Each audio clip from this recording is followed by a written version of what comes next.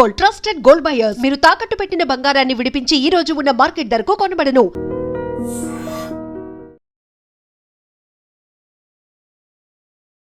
నమస్కారం, welcome to I dream. ధర్మ మార్గం విత్ విజిత కార్యక్రమానికి స్వాగతం.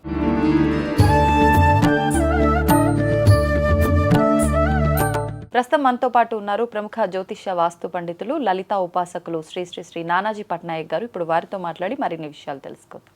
నమస్కారం అండి. శ్రీమాత్రే నమః.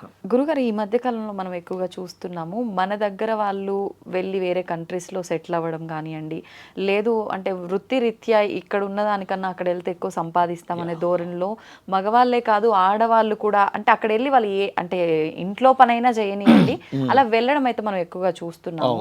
అలా వెళ్ళిన వాళ్ళు పోనీ అక్కడ బాగున్నారు, వాళ్ళ పని వాళ్ళు చేసుకుంటున్నారా అని అంటే అందరూ అలా లేరు. చాలా మంది అక్కడ ఇరుక్కుపోయి మళ్ళీ మన దగ్గర రావడానికి కూడా ఇబ్బంది పడి నానా అవస్థలు పడి ప్రాణాలు కోల్పోయిన వాళ్ళు కూడా చాలా మందిని మనం చూస్తున్నాం ఈ మధ్య కాలంలో. అసలు ఎందుకు ఇలా జరుగుతుందంటారు ఈ విధానం అంతా కూడా? అంటే ఏదో మేము ఇక్కడ నుంచి వెళ్తే అక్కడ బాగుపడతాము, 4 రూపాయలు పోగు చేసుకొని 4 రాళ్ళు వెనకేసుకుంటాము అనే ఆలోచనతో పోతే మొత్తానికే వాళ్ళు ఇబ్బందులు పడే పరిస్థితి ఎందుకు వస్తుందంటారు?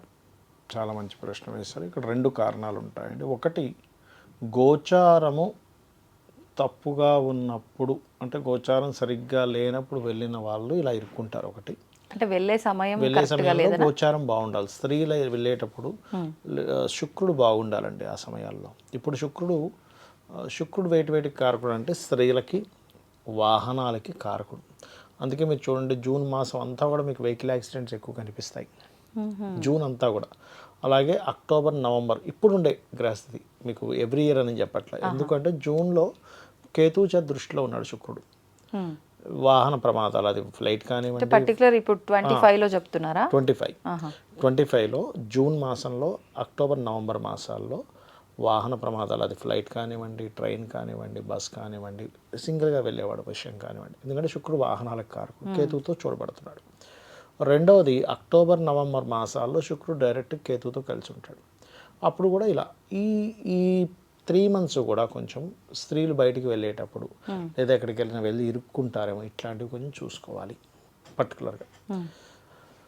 అలాగే ఈ వాహన సంబంధించిన విషయాల్లో ఇంకొకటి ఏంటంటే, ఒక్కొక్కసారి వాళ్ళ పర్సనల్ చార్ట్లో విదేశాలకు వెళ్ళడం వల్ల స్ట్రక్కింగ్ యోగాస్ ఉంటాయి. అంటే వాళ్ళ 12వ స్థానంలో చాలా స్పష్టంగా చెప్పొచ్చు జాతకం చూసి, ఏమంటే మీరు విదేశాలకు వెళ్ళడం వల్ల ఇబ్బంది పడతారు, లేదా అక్కడ స్ట్రక్ అయిపోతారు, అక్కడికి వెళ్ళి అనవసరంగా ఒక రకమైన డిప్రెషన్కి లోన్ అవుతారు, లేదా అక్కడికి వెళ్ళడం ద్వారా ధనం సంపాదిస్తారు, ఇలా ఖచ్చితంగా చెప్పొచ్చు.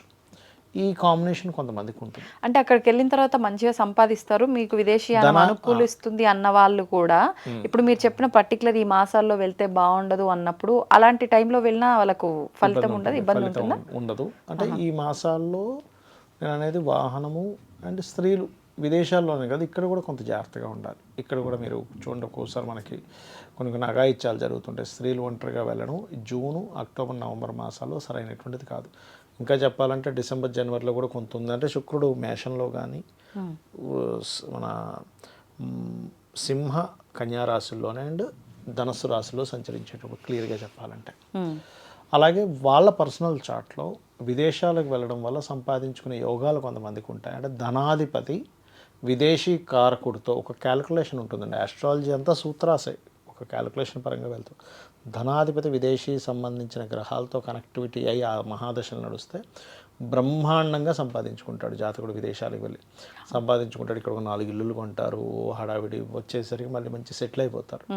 అలా కాకుండా వీళ్ళకి యోగం బాగోనప్పుడు వెళ్ళి అక్కడ ఏదో సరైనటువంటి గృహంలో పడకుండా ఒక హింసించే వాళ్ళ దగ్గర పడడం, వాళ్ళు సరిగ్గా ఫుడ్ పెట్టకపోవడం, వాళ్ళు నానా మాట్లాడడం, కొట్టడం, తిట్టడం, వాళ్ళని పంపించినటువంటి బ్రోకర్కి వాళ్ళు ఫోన్ చేస్తే వాళ్ళు ఫోన్లు లిఫ్ట్ చేయకపోవడం, ఏదో అంతంత మాత్రం. కొంతమంది అయితే మీరు నమ్మరు, మనం ఏమనుకుంటాం, విదేశాలకు వెళ్తే కనీసం వాళ్ళు 1,00,000 2 లక్షలు సంపాదించుకుంటారు, ఎవ్రీ మంత్ ఇంటికి పంపిస్తారు అనుకుంటాం. 30,000 40,000కి వెళ్ళే వాళ్ళు కూడా ఉంటారు. అనిపిస్తుంది, అరే అంత దూరం ఎందుకు వెళ్ళడం, ఇక్కడే ఉంటుంది ఆ శాలరీ ఏదో. విదేశాలకు వెళ్తున్నారంటే ఇక్కడ చేసే సాఫ్ట్వేర్, ఇక్కడ ఒక సాఫ్ట్వేర్ ఎంప్లాయీ ఒక 50,000కో 1,00,000కో చేస్తున్న వ్యక్తి అక్కడికి వెళ్తున్నా అంటే కనీసం 5 లక్షల నుంచి 10 లక్షలు సంపాదిస్తాడంటేనే పంపిస్తాం, లేకపోతే అక్కడ ఖర్చులకి అది వేస్ట్. అది కూడా కుటుంబంతో దూరంగా ఉంది. అలా తెలియక ఒక రేటు చెప్పి ఇప్పుడు చెప్తారు మీకు 1 లక్ష రూపాయలు పంపిస్తాం ప్రతి నెల మీ ఇంటికి మీరు పంపించుకోవచ్చు వచ్చి అక్కడ వర్క్ చేసుకుంటా అంటే కొంచెం ఏదో కొంతమంది ఎలా ఉంటారంటే ఆశ పిల్లలకి మంచి చదువులు చెప్పించవచ్చు కదా అని ఒక ఆశతో వెళ్ళినప్పుడు వాళ్ళంత ఇవ్వరు.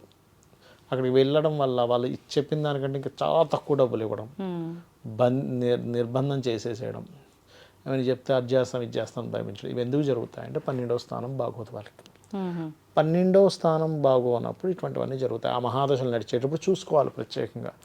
ఇన్వెస్ట్మెంట్స్ చేసేటప్పుడు కానీ గోచారంలో 12వ స్థానం పాడైందా వాళ్ళ జన్మజాతకంలో పాడైందా, గోచారంలో ఇప్పుడు ఉండే కాలంలో ఇట్లాంటివి ఏమైనా ఉన్నాయా. ఇప్పుడు ఒకప్పుడు మనకి ఏదైనా ఒక పని చేసేటప్పుడు మనకి శ్వాస చూసుకునేవారు, స్వరశాస్త్రము అంటారు దీన్ని. అంటే ఇప్పుడు మీరు బయటికి వెళ్ళేటప్పుడు మీరు గమనించండి కావాలంటే ఏ స్వరం ఆడితే అంటే ఇప్పుడు 2 ముక్కుల్లోంచి ఒకటేసారి రాదు, సమ్ టైమ్స్ వస్తుంది కానీ ఏదైనా ఒకే దాంట్లో నుంచి వస్తుంది ఒక దాంట్లోంచి వెళ్తుంది. దాన్ని బట్టి వాళ్ళు ఆ దిక్కుకు వెళ్ళేవారు లేదా ఆ కాలు ముందు పెట్టి నడిచేవారు. అట్లా కొన్ని లెక్కలు ఉన్నాయి స్వరశాస్త్రంలో.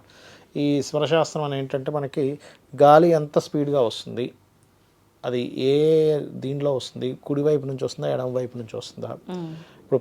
ఇప్పుడు రాజ్య సంబంధించిన చేసేటప్పుడు కుడివైపు నుంచి వస్తే చక్కగా పనిచేస్తుందని, అదేవిధంగా మనకి ఏ వైపు అయితే గాలి వస్తుందో ఆ వైపు మనిషి పక్కన ఉంటే ఆ వైపు ఆ మనిషి మాట వింటాడని ఇట్లా చాలా ఉంటాయి.